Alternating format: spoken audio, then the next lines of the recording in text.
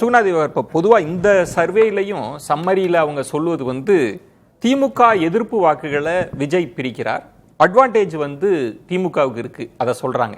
இந்த சூழல்ல சொல்றாங்க அதிமுகவினுடைய அடித்தளத்தை வந்து தாவேகா அடிக்குது, அட்டாக் பண்ணுது அப்படின்றது சம்மரி பண்றாங்க.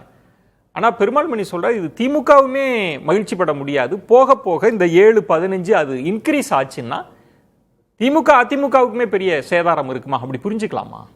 இல்லை, இப்போ இது பொதுவாக இந்த கருத்து கணிப்புகள் அப்படிங்கிறது தேர்தலை ஒட்டிய நெருக்கத்தில் எடுக்கப்படக்கூடிய கருத்து கணிப்புகள் தான் ஓரளவுக்கு துல்லியமாக இருப்பதற்கான வாய்ப்புகள் இருக்குது. இப்போ நமக்கு தேர்தலுக்கு கிட்டத்தட்ட ஒரு 7 மாதங்கள் இருக்கிறது. அப்படிங்கிறப்ப வந்து இப்போ வந்து இந்த கருத்து கணிப்பு இப்போ அடிப்படையிலே பார்த்தோம்னு சொன்னால் திமுக கூட்டணி வந்து 2024 லோக்சபாவில் 47% வாங்கியிருக்கு, இப்போ 48% அப்படின்னு சொல்லுது.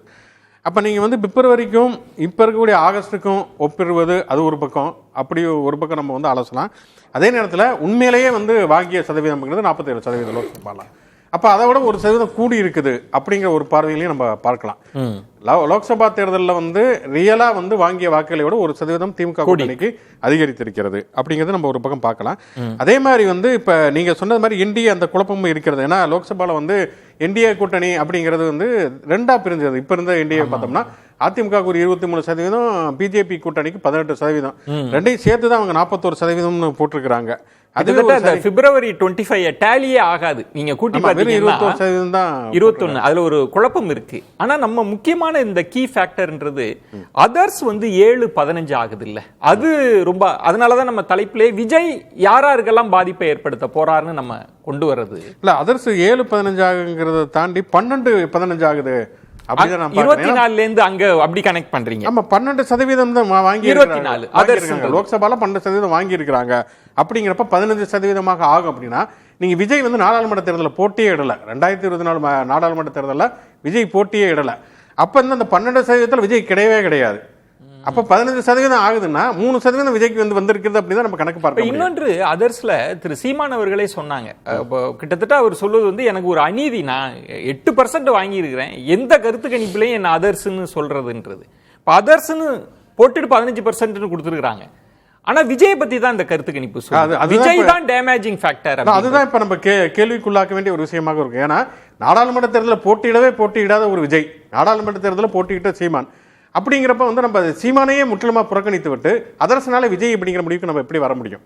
12% வந்து வாக்குகள் வந்து அதர்ஸ் வாங்கி இருக்கிறார்கள் அப்படின்னா இதுல ஒரு 8% வந்து சீமான் வாங்கி இருக்கார், 4% வந்து மற்றவர்கள் வாங்கி இருக்கிறார்கள். அப்படிங்கிறப்ப நான் இதுவரைக்கும் வந்து எந்த தேர்தலுமே வந்து கட்சி ஆரம்பத்தில் வந்து 1.5 ஆண்டுகளாக வந்து விஜய் போட்டியிடவே இல்லை. நமக்கு இது வரைக்கும் நம்ம வந்து யூகங்களாக மட்டும் தான் பேச முடியுமே தவிர நம்ம கையில டேட்டாவோட வந்து விஜய் வந்து இந்த இத்தனை சதவீத வாக்குகளை வாங்கி இருக்கிறது தமிழக வெற்றி கழகம் அப்படின்னு சொல்ல முடியாது. அப்ப நீங்க 15%ங்கிறப்ப நீங்க நியாயப்படி பாத்தீங்கன்னா அந்த 12% 10% கழிச்சு பாத்தீங்கன்னா 3% வேணா தாவேகா வாங்கலாம் அப்படிதான் சொல்ல முடியும். 8% சீமானுடைய வாக்கு அப்படியே இருக்குது அப்படின்னு எடுத்துக்கிட்டீங்கன்னா திருப்பி ஒரு 4% வந்து மற்ற கட்சிகளுக்கு அதர்ஸுக்கு சுயேட்சைக்கு உட்பட. ஆனா அதில் சுகுணா திவாகர் அதுல முக்கியமான கேண்டிடேட்டை கொடுத்து மக்கள்கிட்ட செல்வாக்கு அறிகிற கருத்து கணிப்புல திரு ஸ்டாலின் அவர்களுக்கு 27 விழுக்காடு இருக்கு. ஆனா விஜய் அவர்களுக்கு 18 விழுக்காடு, கிட்டத்தட்ட நெருங்கி வரார்.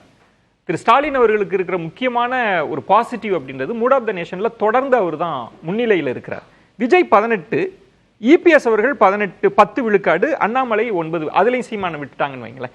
ஆனா இது இந்த இடம் நீங்க பார்க்க வேண்டிய இடம் இல்லையா? 18% வந்து மக்கள் செல்வாக்கோட இருப்பதா கருத்து கணிப்பு சொல்றேன். இது ரொம்ப குழப்பம். என்னன்னா வந்து நீங்க வந்து மக்களவை தேர்தலை பத்தி நீங்க கருத்து கணிப்பு எடுக்கிறீங்க, இன்னொரு பக்கம் வந்து தனிநபர் சார்ந்து எந்த தலைவர் பிடிக்கும் அப்படின்னு நீங்க ஒரு கருத்து கணிப்பு எடுக்கிறீங்கிறப்ப நடக்க போறது சட்டமன்ற தேர்தல் நடக்க போகுது.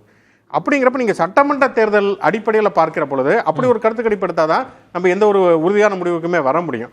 தனிப்பட்ட முறையில் எனக்கு வந்து ஒரு விஜயை பிடிக்கும், ஒரு நட்சத்திர ஒரு நடிகராக விஜயை பிடிக்கும் அப்படிங்கிற கருத்துக்களுடைய அடிப்படையில் கூட ஒருத்தர் கருத்துக்களை சொல்லியிருக்கலாம்.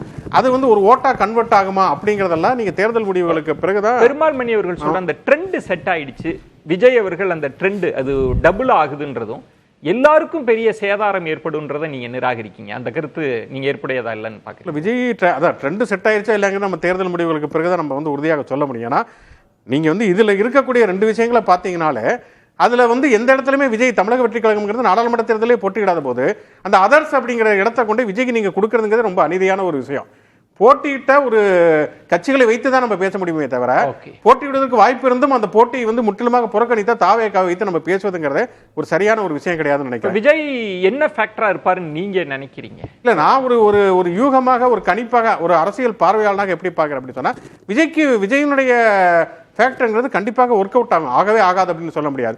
ஆனால் அதே நேரத்தில் அந்த பாதிப்பு அப்படிங்கிறது யாருக்கு அதிகமாக இருக்கும் அப்படிங்கிறது மிக முக்கியமான ஒரு விஷயம். அப்படி நான் பார்த்தோம்னா இப்போ ஒரு பக்கம் திமுக கூட்டணி இருக்கிறது, அதிமுக கூட்டணி, அடுத்தபடி பார்த்தோம்னா நாம் தமிழர் கட்சி அப்படின்னு பார்க்குறப்ப இயல்பாகவே தமிழக வெற்றி கழகம் வந்து அதிகமான பாதிப்புகளை ஏற்படுத்துவதுங்கிறது அதிமுக மற்றும் நாம் தமிழர் கட்சி அப்படிதான் நான் நினைக்கிறேன். அவங்க 2 பேருக்கு தான். ஆமா, திமுகவில் வந்து பாதிப்பை ஏற்படுத்தாது அப்படின்னு நம்ம சொல்ல முடியாது.